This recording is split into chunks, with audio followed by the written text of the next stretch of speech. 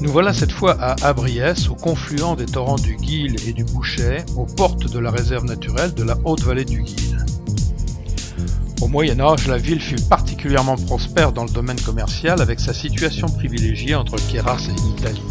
À cette époque, cette bourgade était animée par les foires et les marchés. C'était un centre d'échange important avec le Piémont, à l'époque où les gorges du Guil formaient une barrière difficile à franchir.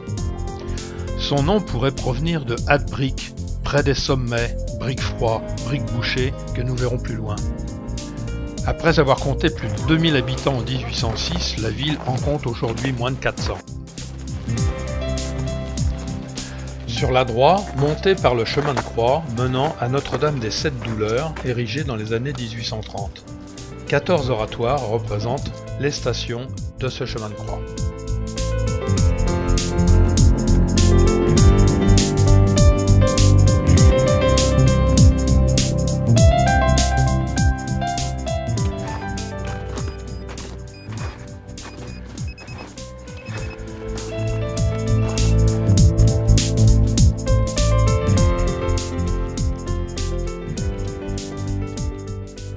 Alors voilà les ruines du Villard.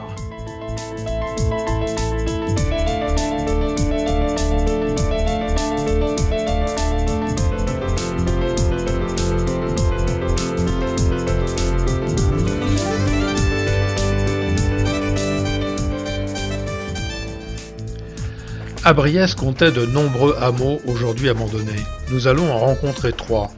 Celui du Villard, où nous sommes, remonterait aux années 1350. En 1783, l'abbé Albert citait 18 familles, soit environ 80 personnes. En 1925, 22 parcelles étaient construites. Lieu d'estive à partir du milieu du 19e siècle, il a été abandonné depuis 1938.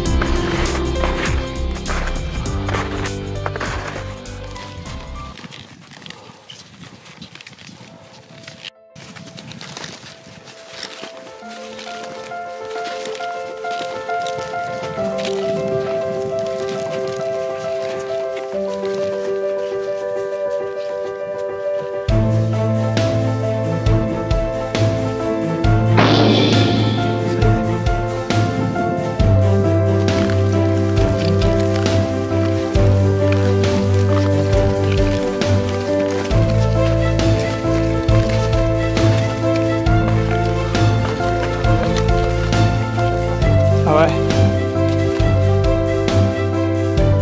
Elle est pas belle la vue de notre balcon.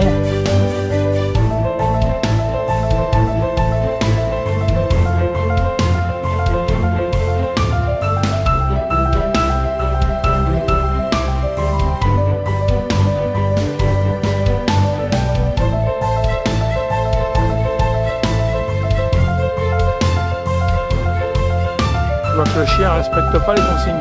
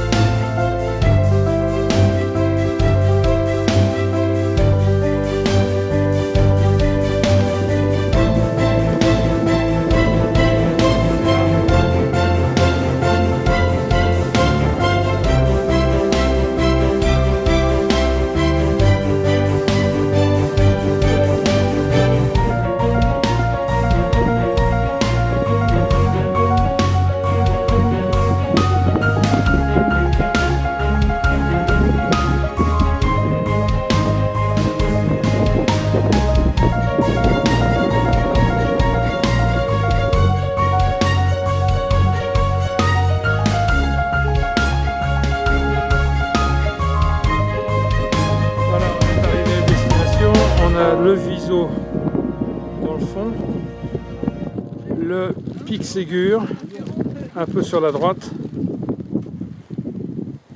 et en face de nous, le fond de Pénin.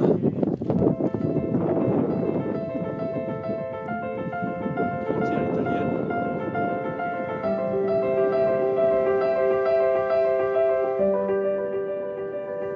On reconnaîtra ici le pic de Malrive, avec les lacs qu'on ne voit pas qui sont ici.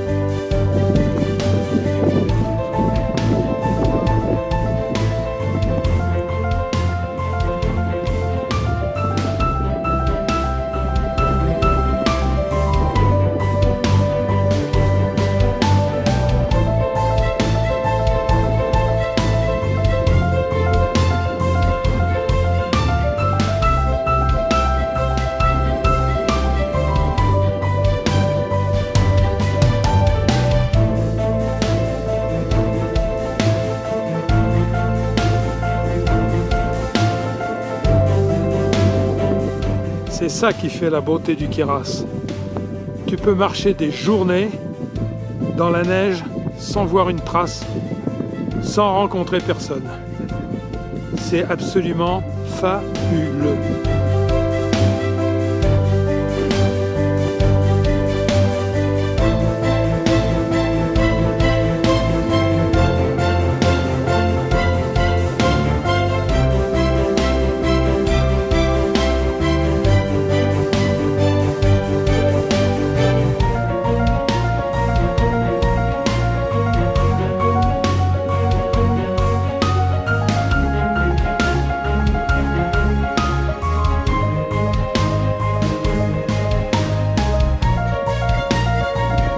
Allez, viens là, viens avec nous, va, laisse les vieux là, laisse les vieux.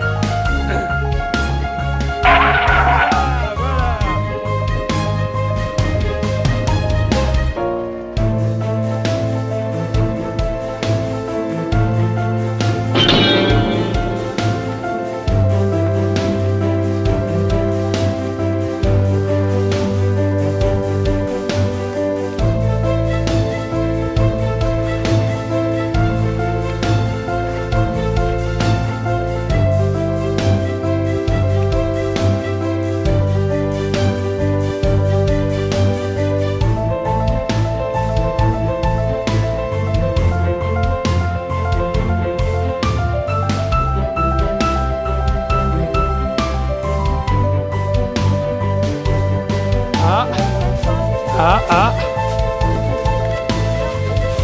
C'est faire ce qu'il faut, le chef. La classe. La classe. La classe. On va voir.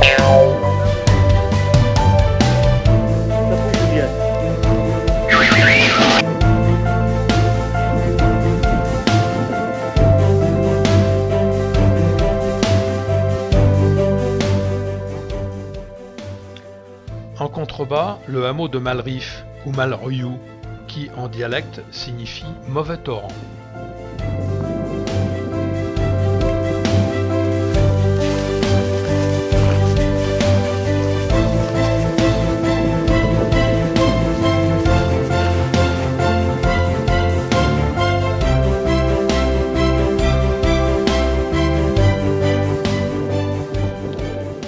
Le hameau de Tiraille, construit près de la chapelle Sainte-Élisabeth, a été récemment rénové.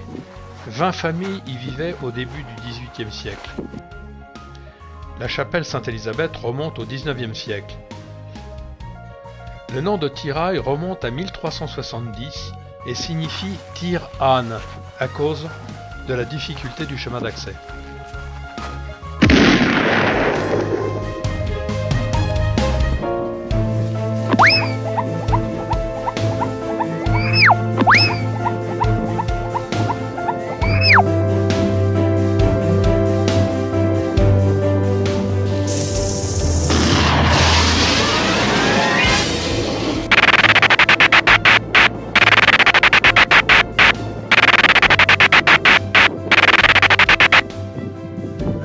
boucher qui nous guette.